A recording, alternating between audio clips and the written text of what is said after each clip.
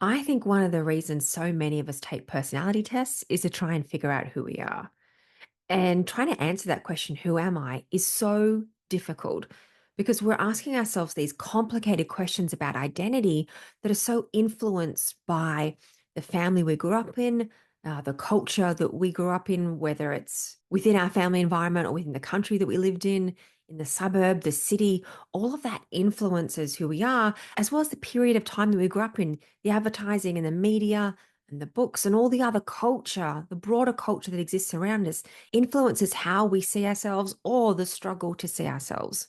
And I think there is a period in childhood, in our teenage years, where it's particularly crucial to be able to play with identity and different identities and to try things on. And if we don't get that opportunity, or we never find one that really feels like it fits, we can really struggle. And to have this sense of never feeling at home in ourselves, always feeling like there's a disconnection between who I am or who I really am and what I present to the world. And I don't think any of us particularly choose to show up as trying to fake it or performing. Most of us aren't trying to be inauthentic. I think most of us are just trying to figure out how to get by with what we have. Even if we're confused inside ourselves, we still look around us and go, well, I still have to get a job. I still need relationships and friendships and go out and do things that interest me. I still have to get by in this world even if I'm not sure on who I am and what I do and what I'm good at and what I like. And I don't think it matters what your Enneagram type is. I think in some way we're all asking ourselves some version of those questions, particularly if we're struggling to figure out who I am and how I want to be in the world. Now, why do I think the Enneagram helps answer this question more than other personality systems? I want to get into that. But first, I'll just say I'm Samantha Mackay, a certified Enneagram coach with the Chestnut Pies Enneagram Academy. And my role is to make the Enneagram more accessible for inner work without losing any of its juicy complexity. So, why do I think the Enneagram helps us answer this question of who am I? So we can be more certain and more confident and more centered and say, this is me. Well, I think it does that. Firstly, because the nine types don't describe who we are, they describe who we are not. They describe our coping strategies. They describe the strategies we developed in childhood to help us navigate the world around us. Now, let me explain a little bit more about that, just in a brief snippet, but I've got more videos on YouTube that cover that. So, Gabor Mate, the addiction and trauma therapist and MD, describes personality as being this jumble of genuine traits and adopted coping strategies that represent the loss of our true self, the disconnection to self. And so, what I like about the Enneagram is it describes our functional personality and it describes how we can start to let go of that functionality in order to move into authentic personality. So, we can let go of those coping strategies and reconnect to our genuine traits and embody those more deeply and more confidently, and enabling us to go, this is me. And it can be really scary at first to discover that what the Enneagram says is actually not us, because so much of it, when we read that type, we start off by identifying with that type. I'm a seven. I am absolutely someone who is brilliant at ideas and starting new projects and planning about the future. And there's huge focus on fun. But the more I got into understanding it, the more I could see how much anxiety I had behind that, how much anxiety was fueling those traits, and how there was something more to me than those things. And that to show up authentically in the way I wanted to, I needed to wrangle with that anxiety. And that meant potentially letting go, changing what, how some of those traits appeared within me and how I showed up to the world with them. Because I think as we walk this path from who I am to this is me, we start to notice that we've always been living our purpose in some way. We're always here.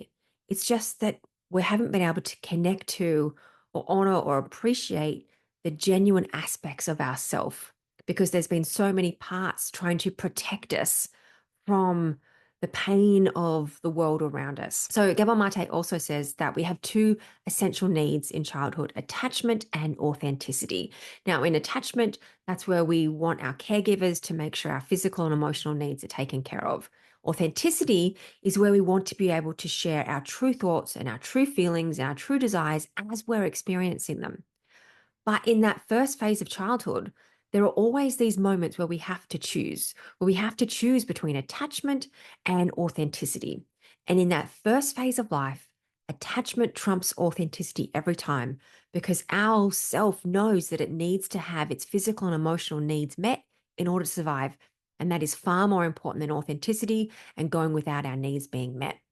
And so we learn to repress or hide or suffocate those true thoughts and those true feelings because it's really painful when we don't get to express ourselves.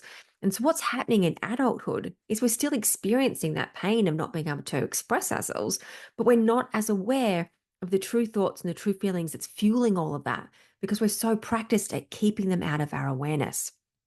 So, what the Enneagram does by showing us these patterns that are our coping strategies there to keep those true thoughts and those true feelings down as a protection strategy, which was essential in childhood, but is limiting us in adulthood by showing us what those coping strategies are and giving us the right tools and resources and support to work with them and to see what's holding them in place and practices to help release them, we can ease the hold they have on us. We can release the tension.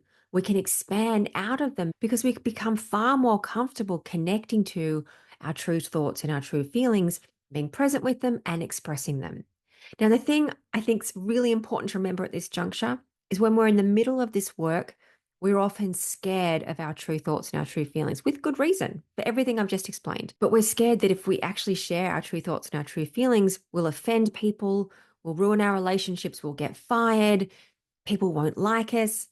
That essentially, if we share our true thoughts and our true feelings, bad things will happen to us because that's what happened in childhood. And it doesn't matter how great your parents were, there are always moments when you had to choose because you couldn't communicate before you had language, before you had sentence structure. There were times as a child you were simply misunderstood. So, this isn't about blaming our parents in any way. This is just about acknowledging the reality of our childhood. But what the Enneagram invites us to do, especially when you work with a really supportive coach or therapist or counselor or other person, is to start to notice that the pain we have attached to our true thoughts and feelings and work with it, to sit with it, to be compassionate, to have forgiveness, whatever it calls for. And that varies depending on the type of thought or feeling or sensation it is, because we do somatic, emotional, and cognitive work very differently.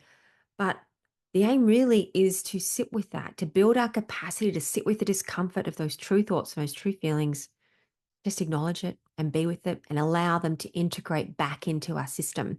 And the more we do that, the more comfortable we are just showing up as ourselves, as being ourselves, and expressing our true thoughts and feelings with ease and compassion. And to me, that is the really short version of how you walk the path from who am I, what's my identity, and what's my purpose to this is me, to expressing your genuine traits, your genuine thoughts and feelings, your genuine sensations and desires and purpose, to walking the path of spiritual development and whatever that means for you. And so, in essence, coming home to ourselves, feeling at home in our bodies, in our hearts, in our minds, so we can just be present to what is without having to react to it, to defend or protect ourselves.